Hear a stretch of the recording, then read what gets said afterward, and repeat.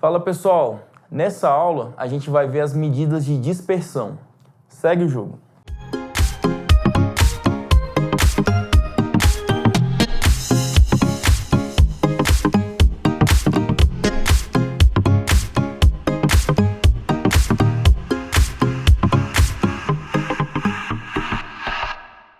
Nós vamos continuar o estudo de estatística aqui e o tema da aula de hoje é medidas de dispersão.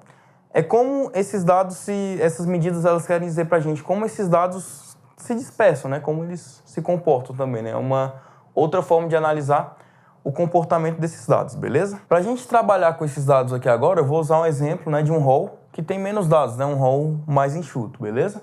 É a idade dos jogadores de um time de futsal. Tá aqui o nosso rol, né? Tem dois jogadores com 26 anos, um com 27, outro com 29 e outro com 30, beleza?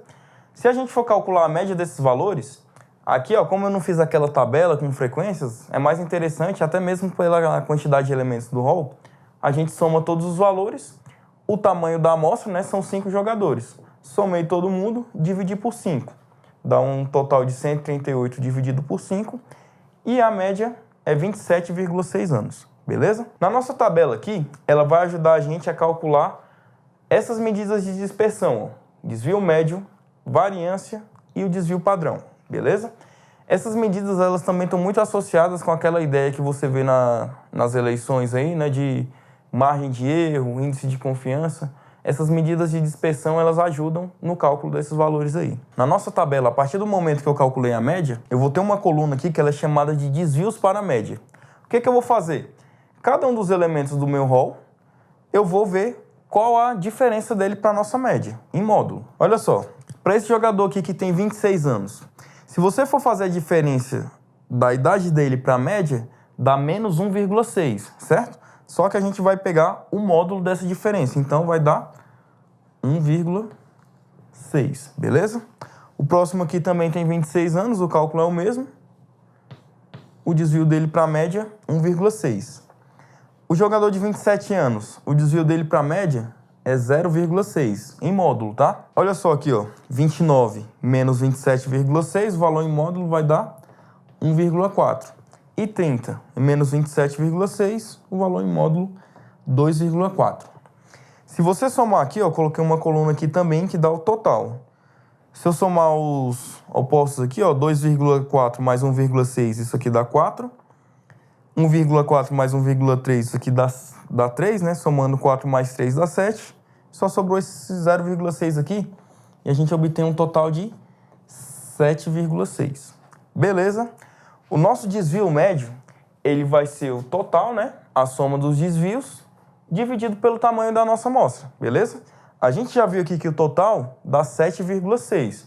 Nosso desvio médio, então, vai ser 7,6 divididos por 5. Nosso desvio médio, então, 7,6 dividido por 5 dá 1,52. Beleza? Como referência, eu vou usar agora sempre duas casas decimais, tá? Depois da vírgula. Alguns dados aqui eles podem ser uma divisão que tenha mais do que isso, mas eu vou usar como referência essa quantidade de casas decimais. Beleza? Para ajudar a calcular a nossa variância, a gente vai precisar de uma nova coluna aqui, ó, que é a coluna do desvio, né, elevado ao quadrado. Então, cada um desses valores que eu obtive aqui, ó, eu vou elevar ele ao quadrado, beleza?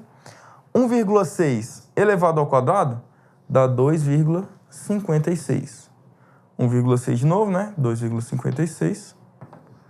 0,6 elevado ao quadrado dá 0,36. 1,4 elevado ao quadrado, 1,96. E 2,4 elevado ao quadrado, 5,76. Nesse caso aqui, a gente vai obter um total de 13,2. Beleza? Para calcular a variância, a gente vai dividir esse total, né, dos quadrados dos desvios pelo tamanho da amostra. Então, a nossa variância para esse exemplo é 13,2. É o total que a gente já obteve aqui, tá? Dividido pelo tamanho da amostra, que vai dar 5. E o resultado dá 2,64. Beleza? A próxima medida de dispersão é o desvio padrão, que nada mais é do que a raiz desse valor aqui, a raiz dessa variância. Então, Para esse exemplo, nosso desvio padrão é igual a raiz de 2,64. Calculando a raiz desse valor, a gente vai obter um valor aproximado aqui de 1,62. Beleza? Espero que vocês tenham entendido aí o procedimento para calcular cada um dessas medidas de dispersão e a gente se vê na próxima aula. Valeu!